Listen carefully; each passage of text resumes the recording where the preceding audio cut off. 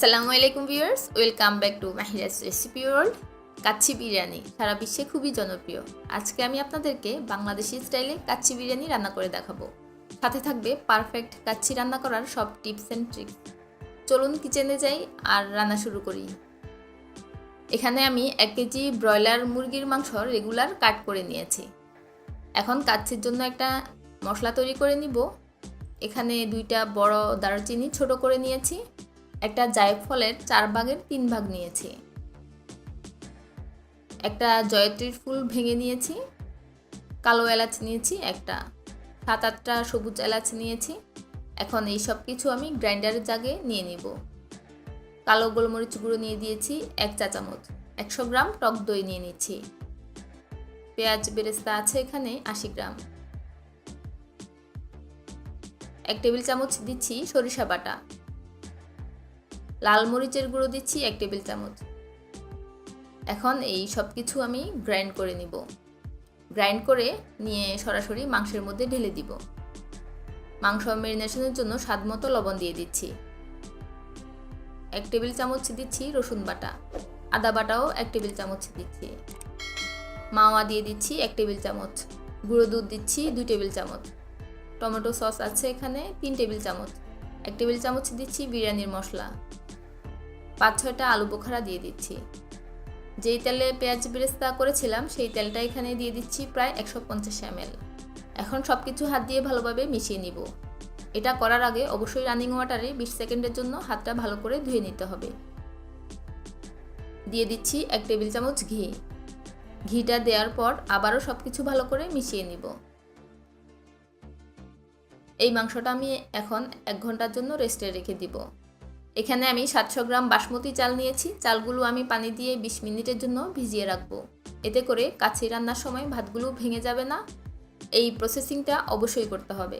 কাচ্চি রান্নার জন্য এখানে আমি 500 গ্রাম আলু কেটে ধুয়ে প্রায় 50% সিদ্ধ করে নিয়েছি। এখন চুলায় একটা প্যান বসিয়ে 3 টেবিল চামচ তেল দিয়ে সিদ্ধ করা আলুগুলো ভেজে নিব। আলুর মধ্যে দিয়ে দিচ্ছি স্বাদমতো লবণ।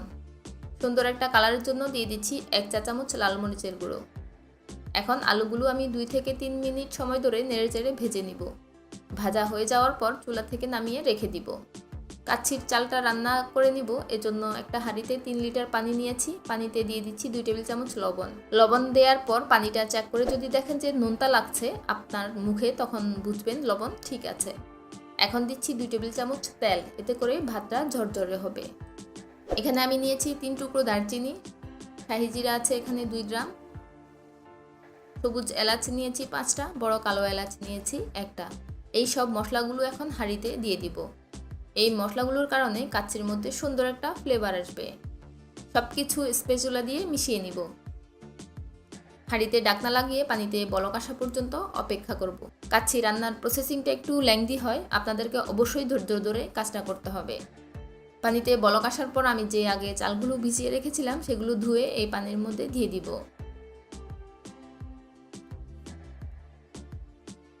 চাল দেওয়ার পর স্প্যাচুলা দিয়ে একটু ভালো করে নেড়েচেড়ে দিব, যাতে চালগুলো হাঁড়ির নিচে বসে না থাকে।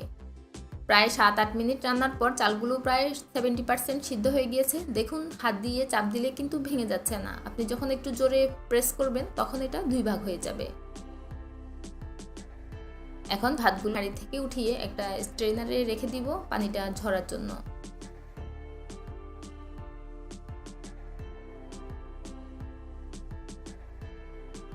সব প্রসেসিং শেষ। এখন একটা হাঁড়িতে ম্যারিনেশন করে রাখা মাংসগুলো নিয়ে নিচ্ছি। ভালো করে স্প্যাচুলা দিয়ে হাঁড়ির তলায় সমানভাবে বিছিয়ে দিব। ভেজে রাখা আলুগুলো মাংসের উপর বসিয়ে দিব।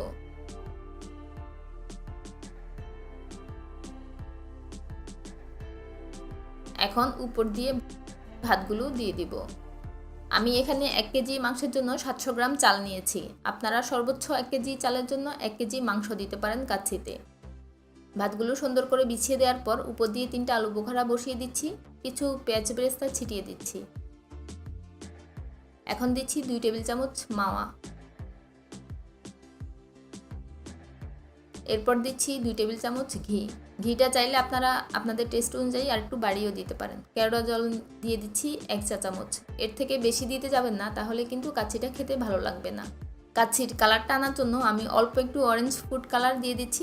আপনাদের হাতের কাছে যদি জাফরান থাকে তাহলে দুধের সাথে মিশিয়ে এখানে দিতে পারেন সুন্দর একটা কালারের জন্য। সব কিছু দেয়া শেষ, আমি এখন হাঁড়ির ঢাকনাটা লাগিয়ে দিব। এখন আটার ডো দিয়ে আমি হাঁড়িটা ভালো করে সিল করে দিব। ঢাকনার উপরে যে ছোট ছিদ্রটা আছে সেটা বন্ধ করব না। ভালো করে হাত দিয়ে চেপে চেপে আটাটা বসিয়ে দিব যাতে কোনো ছিদ্র না থাকে। চুলায় একটা তাওয়া বসিয়ে দিয়েছি। এখন তাওয়ার উপরে কাচ্চির হাঁড়িটা বসিয়ে দিব। প্রথম 15 মিনিট আমি চুলার হিটটা হাইতে রাখবো। এরপরের 45 মিনিট একদম লো হিটে দমে দিয়ে আমি এটা রান্না করব। টোটাল 1 ঘন্টা এটা চুলায় থাকবে। কাচ্চি রান্নার জন্য এটা খুবই গুরুত্বপূর্ণ স্টেপ, এটা অবশ্যই ফলো করতে হবে। 1 ঘন্টা পর ফিরে আসলাম। চুলার আগুন বন্ধ করার প্রায় 10 মিনিট পর আমি এটা খুলে নিচ্ছি। একটা চামচের সাহায্যে আটাগুলো উঠিয়ে নেব। ঢাকনাটা উঠানোর পর সুন্দর একটা ফ্লেভার পাওয়া যাচ্ছে। এখন কাচ্চিটা কেটে দেখাবো। অনেকেরই কমপ্লেন থাকে কাচ্চি রান্না করার পর দেখা যায় যে হয়তো কাচ্চিটা পুড়ে গিয়েছে, না হয় কাচ্চিতে পানি রয়ে গিয়েছে।